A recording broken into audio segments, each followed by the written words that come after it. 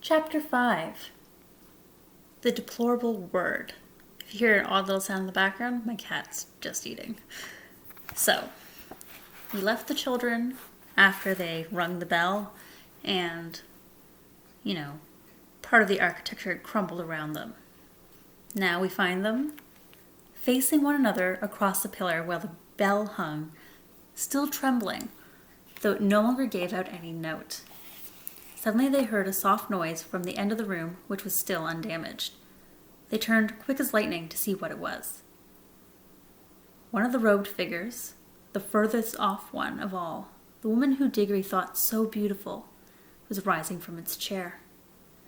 When she stood up, they realized that she was even taller than they had thought, and you could see at once, not only from her crown and robes, but from the flash of her eyes and the curve of her lips, that she was a great queen. She looked round the room and saw the damage and saw the children. But you could not guess from her face what she thought of either or whether she was surprised. She came forward with long, swift strides. "Who has awakened me? Who has broken the spell?" she asked. "I think it must have been me," said Diggory. "You," said the queen, laying her hand on his shoulder. A white, beautiful hand, but Diggory could feel that it was strong as steel pincers. "You. But you are only a child, a common child. Anyone can see at a glance that you have no drop of royal or noble blood in your veins. How did such as you dare to enter this house?" "We've come from another world, by magic," said Polly, who thought it was high time the queen took some notice of her as well as Diggory. "Is this true?" said the queen, still looking at Diggory and not giving Polly even a glance. "Yes, it is," said he. The queen put her other hand under his chin and forced it up so she could see his face better. Diggory tried to stare back, but he soon had to let his eyes drop. There was something about hers that overpowered him. After she had studied him for well over a minute, she let go of his chin and said, "You are no magician. The mark of it is not on you. You must be only the servant of a magician. It is on another's magic that you have traveled here." "It was my Uncle Andrew," said Diggory. At the moment, not in the room itself, but from somewhere very close, there came first a rumbling, then a creaking, then a roar of falling masonry, and the floor shook. "There's great peril here," said the queen. "The whole palace is breaking up. If we are not out of it in a few minutes, we shall be buried under the ruin." She spoke as calmly as if she had been merely mentioning the time of day. "Come," she added, and held out a hand to each of the children. Polly, who was disliking the queen and feeling rather sulky, would not have let her hand be taken if she could have helped it. But though the queen spoke so calmly, her movements were as quick as thought. Before Polly knew what was happening, her left hand had been caught in a hand so much larger and stronger than her own that she could do nothing about it. "This is a terrible woman," thought Polly. "She's strong enough to break my arm with one twist, and now she's got my left hand. I can't get at my yellow ring. If I try to stretch across and get my right hand into my pocket, I mightn't be able to reach it. Before she asked me what I was doing. Whatever happens, we mustn't let her know about the rings. I do hope Diggory has the sense to keep his mouth shut. I wish I could get a word with him alone." The queen led them out of the Hall of Images into a long corridor, and then through a whole maze of halls and stairs and courtyards. Again and again they heard parts of the great palace collapsing, sometimes quite close to them. Once a huge arch came thundering down only a moment after they had passed through it. The queen was walking quickly. The children had to trot to keep up with her, but she showed no sign of fear.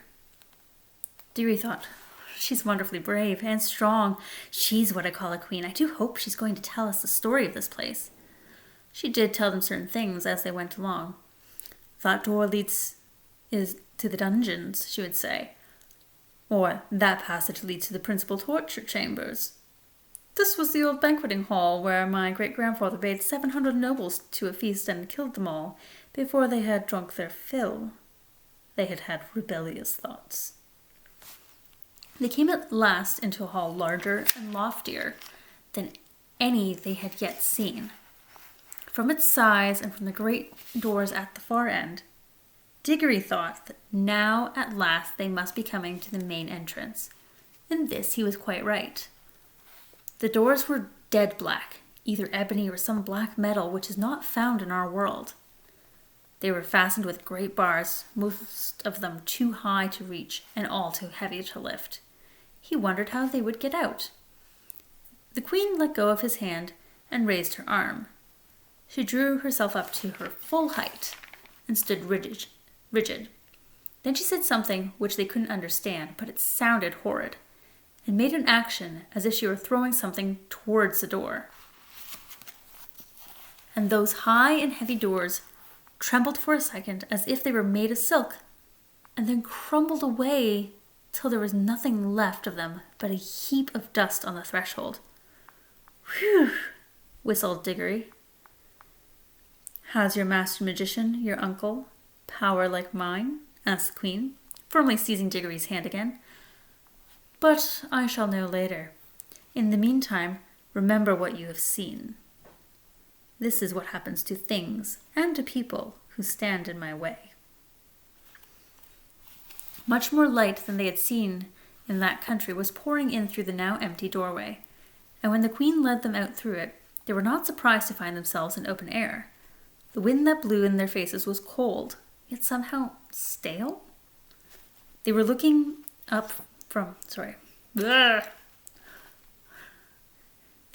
from a high terrace, and there was a great landscape spread out below them. Low down, near the horizon, hung a great red sun, far bigger than our sun. Diggory felt at once it was also older than ours, a sun near the end of its life, weary of looking down upon that world. To the left of the sun, and higher up, there was a single star, big and bright. Those were the only two things to be seen in the dark sky. They made a dismal group, and on the earth, in every direction, as far as the eye could reach, there spread a vast city in which there were no living thing to be seen. And all the temples, towers, palaces, pyramids, and bridges cast long, disastrous-looking shadows in the light of that withered sun. Once a great river had flowed through the city, but the water had long since vanished, and was now only a wide ditch of grey dust. "Look well on that which no eyes will ever see again," said the queen. "Such was Charn, that great city, the city of the King of Kings, the wonder of the world, perhaps of all the worlds. Does your uncle rule any city as great as this, boy?" "No," said Diggory. He was going to explain that Uncle Andrew didn't rule any cities, but the queen went on. "It is silent now. But I have stood here when the whole air was full of the noises of Charn, the trampling of feet, the creaking of wheels, the cracking of the whips and the groaning of slaves, the thunder of chariots and the sacrificial drums beating in the temple. I have stood here, near the end, when the roar of battle went up from every street and the river of Charn ran red." She paused and added, "All in one moment, one woman blotted it out forever." "Who?" said Diggory in a faint voice, but he had already guessed the answer. "I," said the queen, "I. Jadis, the last queen, but the queen of the world." The two children stood silent, shivering in the cold wind. "It was my sister's fault," said the queen. "She drove me to it. May the curse of all the powers rest upon her forever. And at any moment I was ready to make peace, yes, and to spare her life too, if only she would yield to me the throne. But she would not. Her pride had destroyed the whole world. Even after the war had begun, there was a solemn promise that neither side would use magic. When she broke her promise, what could I do? Fools. As if she did not know that I had more magic than she even knew that I had the secret of the deplorable word. Did she think, she was always a weakling, that I would not use it? And what was it? said Diggory. That was the secret of secrets, said Queen Jadis. It had long been known to the great kings of our race that there was a word which, if spoken with the proper ceremonies, would destroy all living things except the one who spoke it. But the ancient kings were weak and soft-hearted, and bound themselves and all who should come after them with great oaths, never even to seek after the knowledge of that word. But I learned it in a secret place, and paid a terrible price to learn it. I did not use it until she forced me to it. I fought to overcome her by every other means. I poured out the blood of my armies like water. Beast, muttered Polly. The last great battle, said the Queen. Raged for 3 days here in Charn itself. For 3 days I looked down upon it from this very spot. I did not use my power till the last of my soldiers had fallen, and the accursed woman, my sister, at the head of her rebels, was halfway up those great stairs that lead up from the city to the terrace. Then I waited till we were so close that we could see one another's faces. She flashed her horrible, wicked eyes upon me and said, "Victory." "Yes," said I, "victory, but not yours." Then I spoke the deplorable word. A moment later, I was the only living thing beneath the sun. "But all the people," gasped Diggory. "What people, boy?" asked the Queen. "All the ordinary people," said Polly, "who'd never done you any harm, and the women and the children and the animals." "Don't you understand?" said the Queen, still speaking to Diggory. "I was the Queen. They were all my people.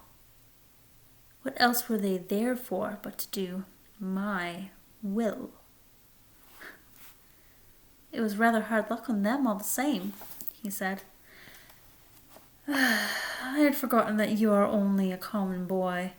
How should you understand reasons of state?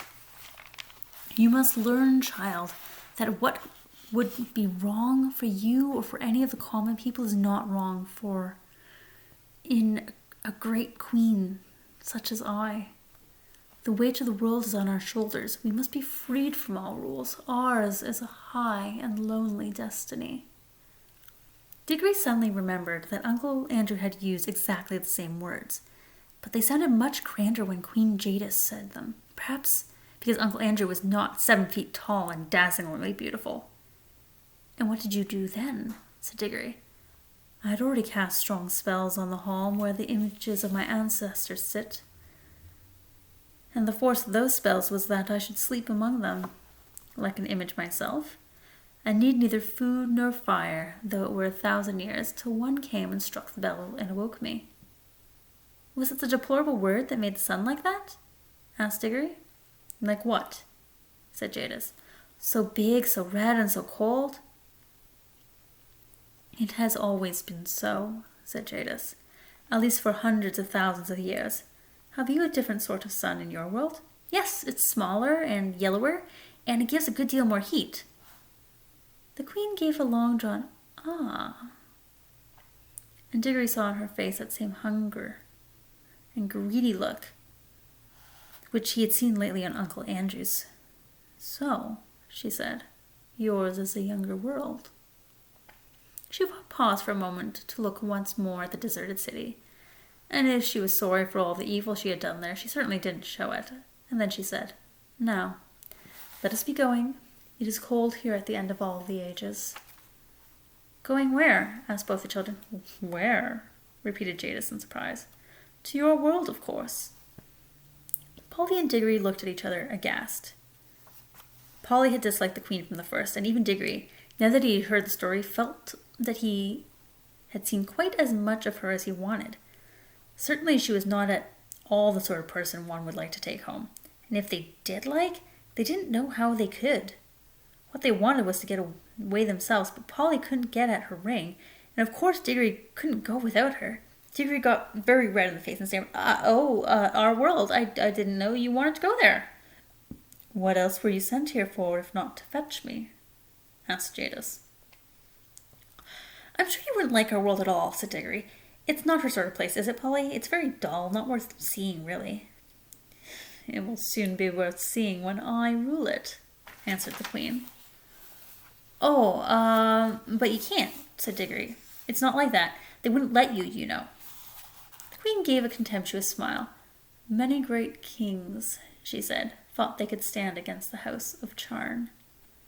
But they all fell, and their very names are forgotten. Foolish boy! Do you think that I, with my beauty and my magic, will not have your whole world at my feet before a year has passed? Prepare your incantations and take me there at once. This is perfectly frightful, said Diggory to Polly.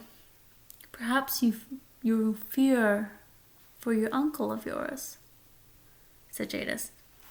But if he honors me duly, he shall keep his life and his throne. I'm not coming to fight against him. He must be a very great magician, if he has found how to send you here. Is he king of your whole world or only of part? He isn't king of anywhere, said Diggory. You are lying, said the Queen. Does not magic always go with the royal blood? Who ever heard of common people being magicians? I can see the truth, whether you speak it or not. Your uncle is the great king and the great enchanter of your world, and by his art he has seen the shadow of my face in some magic mirror or some enchanted pool. And for the love of my beauty he has made a potent spell which shook your world to its foundations and sent you across the vast gulf between world and world to ask my favor and to bring me to him. Answer me, is that not how it was? Well, not exactly, said Diggory. Not exactly, shouted Polly. Why, it's absolute bosh from beginning to end. Minions! Cried the Queen, turning in rage upon Polly and seizing her hair, at the very top of her head where it hurts most. But in doing so, she let go of both the children's hands. Now, shouted Diggory, and quick, shouted Polly. They plunged their left hands into their pockets. They did not even need to put the rings on. The moment they touched them, the whole of that dreary world vanished from their eyes. They were rushing upwards, and a warm green light was growing nearer overhead. See you in Chapter 6.